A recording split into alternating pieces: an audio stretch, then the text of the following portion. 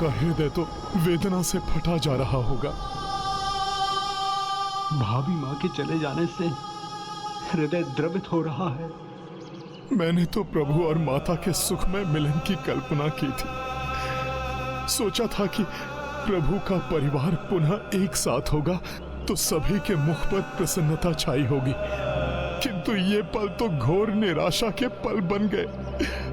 सभी रो रहे हैं, सभी दुखी हैं। पुत्र, सबका ध्यान रखना। पुत्रों, अब माता यहाँ नहीं है, किंतु तुम्हें दुखी देखकर वो कदापि प्रसन्न नहीं होती। माता ने तुम्हें सबल और दृढ़ बनाया है पुत्रों। उसका परिचय दो तुम दोनों पुत्रों। अपने पिता प्रभु श्री राम को जिस अपार कष्ट का अनुभव हो रहा है, उससे अब उन्हें तुम ही निकाल सकते हो। माता, माता।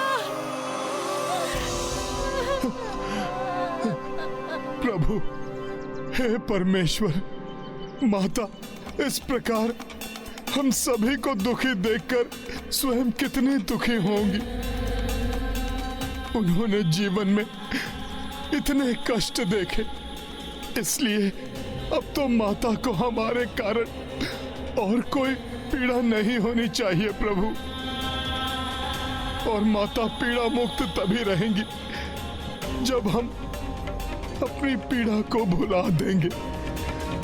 प्रभु, मुझे ज्ञात है माता सीता के बिना आप अधूरे हैं, किंतु आपके इस अधूरेपन को दूर करने वो अपने दो नन्हे स्वरूप तो आपके पास छोड़कर गई हैं। प्रभु, अब आप इन्हीं को अपने जीवन का आधार बनाकर इनसे संबल प्राप्त कर अपने आप को आप संभालिए प्रभु। आप इन दोनों को लेकर अयोध्या लौट चलिए प्रभु।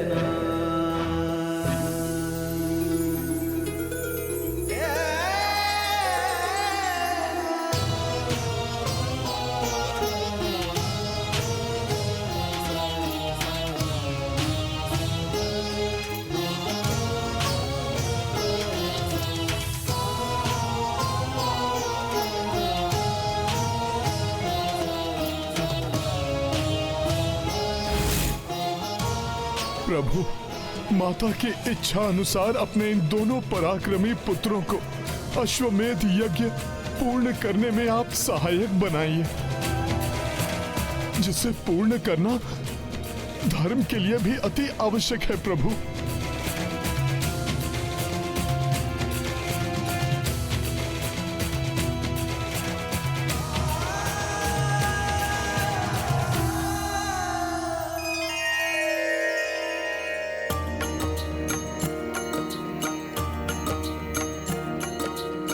सबहु परस्पर ढाढ़स बंधाए, लव कुश सहित अवधपुरी आए। देखी हर साई नर और नारी, तिन्हु माता स्नेह निहारी। किंतु जब सीता न देखी, रोए नयन स्मृत वैदेही। लव कुश बैठी निकट रघुराई, पूर्णाहुति श्री यज्ञ प्रदायी। राम सिया राम जय हनुमान।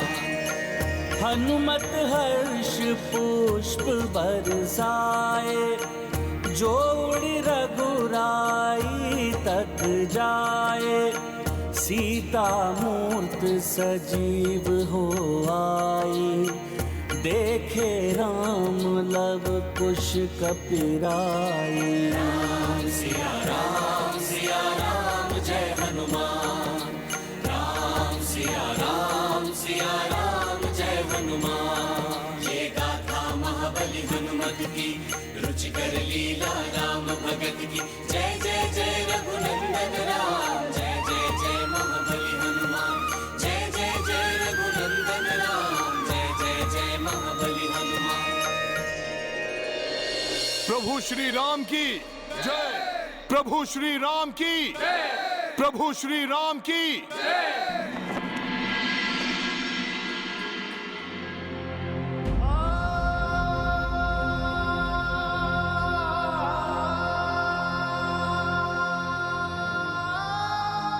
अब तो आपके पुत्रों को आपको सौंपकर मेरा जीवन और भी तृप्त हो गया है। इसलिए अब मुझे अंतिम परीक्षा देने का समय आ गया है, जिसके बाद कभी भी कोई मुझ पर संदेह की उंगली ना उठा सके। सीते!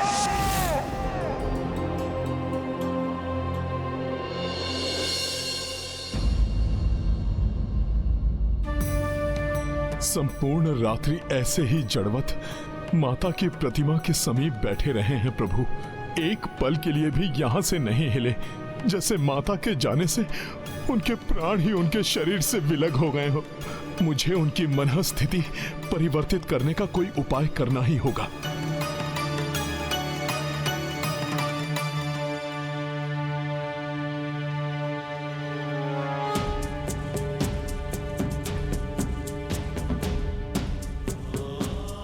प्रभु, आपके दोनों पुत्र तो बहुत नटखट हैं। अभी अभी दोनों को कंधे पर बैठाकर संपूर्ण अयोध्या का भ्रमण करवा कर लाया हूं। प्रभु, किंतु उनका तो मन ही नहीं भरा अभी।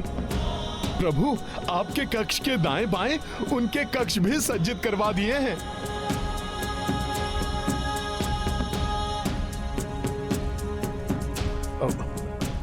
प्रभु, दोनों ओर से आपके दो हाथों के समान रहेंगे।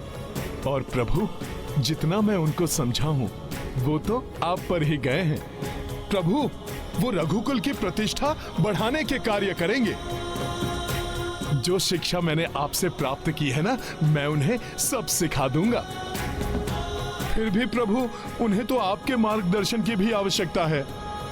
आप भी उन्हें प्रशिक्षण देना आरंभ कर। सीता की यही इच्छा थी ना कि तुम उनके परिवार का ध्यान रखो। हनुमान,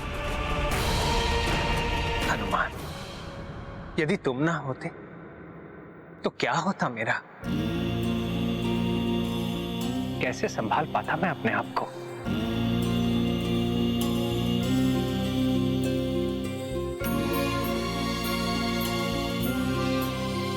सीता ने उचित कहा, उसका कार्य पूर्ण हो चुका है।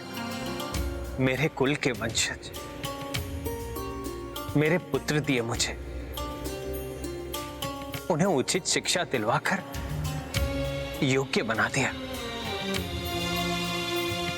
तो फिर इस संसार में वो क्या करते?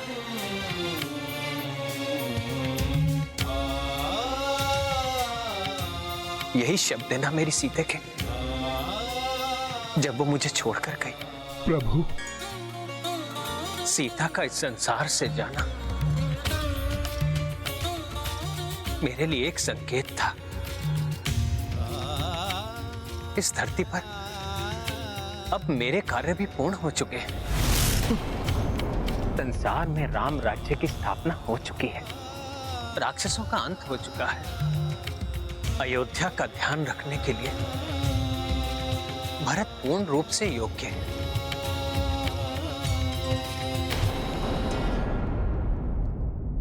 फिर इस संसार में मेरे जीने का क्या अर्थ है हनुमान? फिर तो अब मैं भी संसार त्याग सकता हूं। प्रभु, प्रभु ऐसा क्यों कह रहे हैं? प्रभु, आप ऐसा कोई निर्णय मत ले लीजिएगा। ले भी नहीं सकूंगा हनुमान,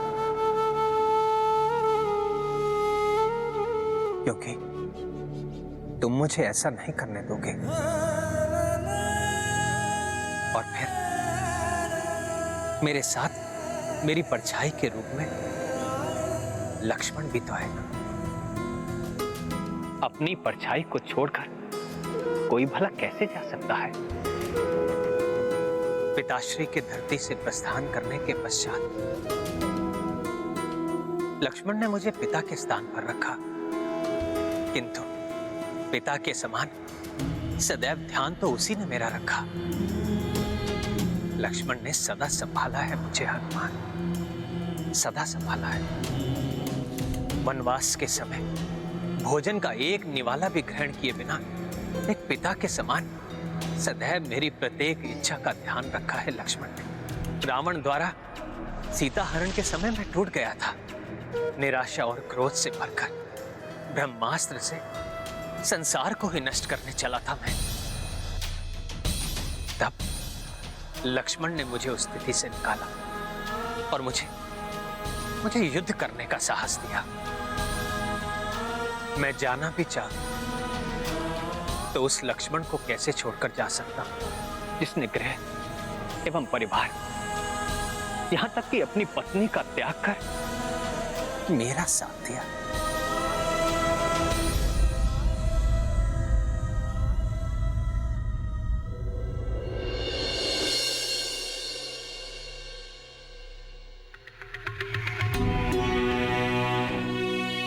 मेरा अचानक संसार त्यागना संभव नहीं। मर्यादा के बंधन से बंधा ईश्वर के बुलावे पर भी लक्ष्मण के रहते मैं नहीं जा सकता। कदाचित सीता को वनवास भेजने का यही दंड भुगतना है मुझे। सीता से विलग होकर इसी प्रकार जीना होगा मुझे। सीता रूपी प्राण जाने के बाद ये जो तुम्हारे समक्ष है, ये एक प्राण रहित शरीर ही तो है हनुमान।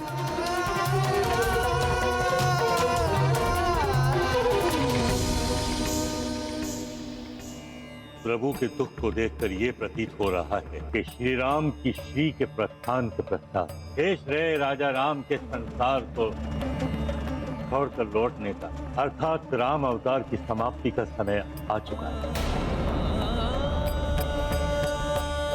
किंतु चिंता की कोई आवश्यकता नहीं। प्रभु श्री राम देह से यहां नहीं रहेंगे, परंतु भगवान के रूप में श्री राम और उनका नाम दोनों संसार में सदा स्थापित रहेंगे। संसार का नियम भी तो है, जो मां की कोख से जन्म लेता है और देह धारण करता है, उसे एक न एक दिन संसार को त्यागना आवश्यक होता है। किंतु ब्रह्मदेव, प्रभु श्री राम के कथनानुसार लक्ष्मण जी के कारण अभी वो संसार त्यागने में असमर्थ है। फिर ये कैसे संभव होगा? असंभव को संभव तो नियति बनाती है। संसार को त्यागने का संजोग रचना यमराज का कार्य। प्रभु? हाँ यमराज, ये आपको ही सुनिश्चित करना होगा। जब आप श्री राम को यह सूचना दें कि पृथ्वी पर राम अवतार का समय समाप्त हो गया है, लक्ष्मण उस समय श्री राम से दूर रहें। प्रभु श्री राम जगत के नियमों की मर्यादा का पालन करेंगे। आपके कहने पर संसार त्याग दें।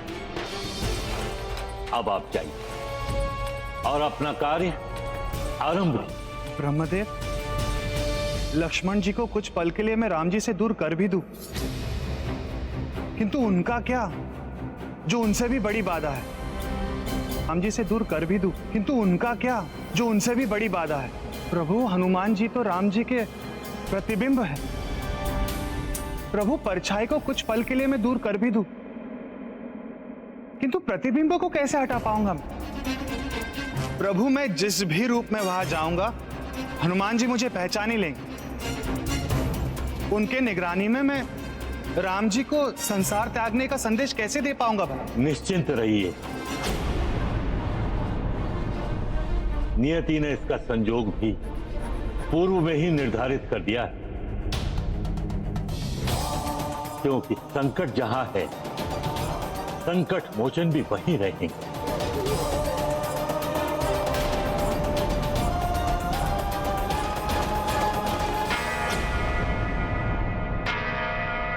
अयोध्या की उस घंटे की ध्वनि जिससे कोई भी प्रभु श्री राम से सहायता की गुहार लगाता है, अवश्य ही कोई बहुत बड़े संकट में है।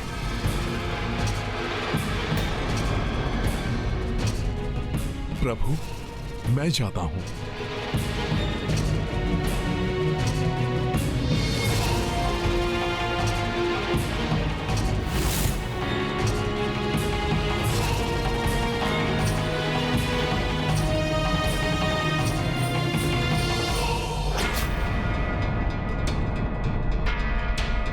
रुक जाइए, रुक जाइए, रुक जाइए।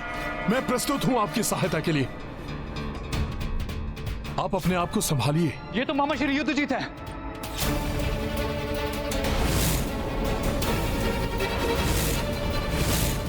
अपने आप को संभालिए मामा श्री।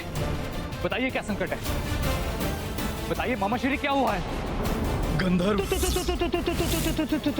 यक्षों के समान शक्तिशाली, भोग विलास में लिप्त रहने वाले अहंकारी गंधर्व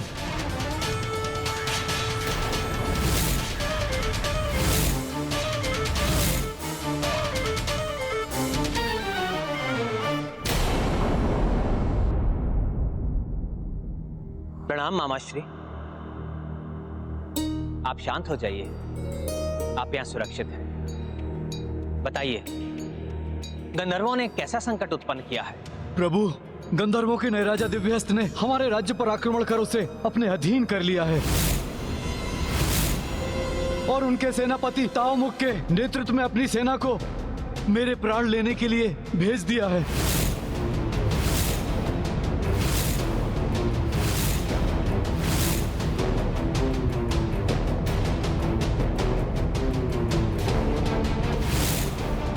वो मायावी गंधर्व ऐसे हैं कि जहां जाते हैं वहां अंधकार छा जाता है।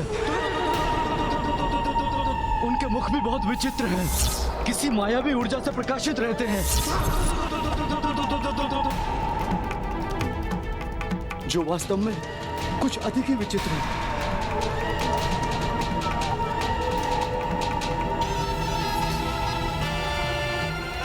वो किसी भी क्षण मेरा अंत करने के लिए यहां पहुंच सकते हैं।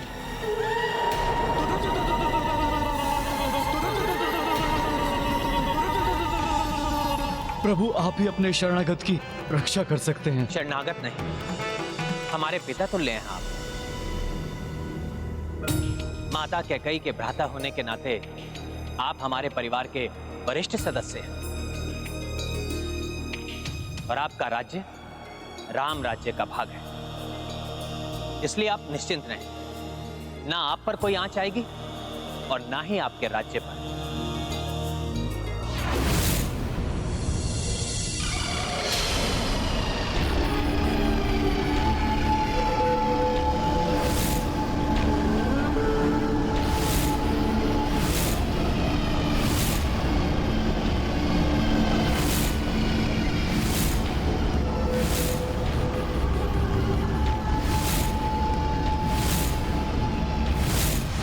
ये आकाश में छाया अंधेरा इसी बात का सूचक है कि वो हमारे समीप हैं। उन्होंने जब हमारे राज्य पर आक्रमण किया था तो तब भी ऐसा ही हुआ था। प्रभु, सर्वप्रथम वो आगे से आए थे और उसके पश्चात उन्होंने हमें सभी दिशाओं से घेर लिया। प्रभु रक्षा कीजिए, प्रभु रक्षा कीजिए।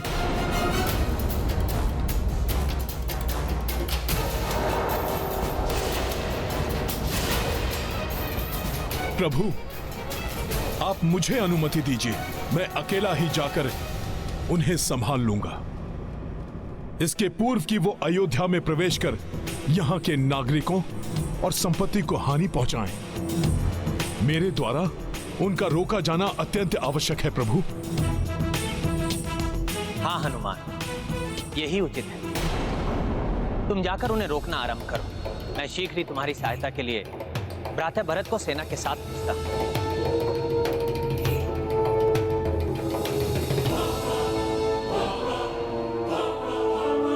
जय श्री राम। मामा श्री के अनुसार वो सभी दिशाओं से आक्रमण करेंगे। भ्राता लक्ष्मण, शत्रुघ्न, तुम दोनों जाकर अयोध्या के अन्य द्वारों को भी सुरक्षित करने का प्रबंध करो। आप तनिक भी चिंता मत कीजिए। जब तक हनुमान जी उन्हें पराजित कर नहीं लौटे, तब तक हम सजग रहकर आपकी रक्षा करेंगे।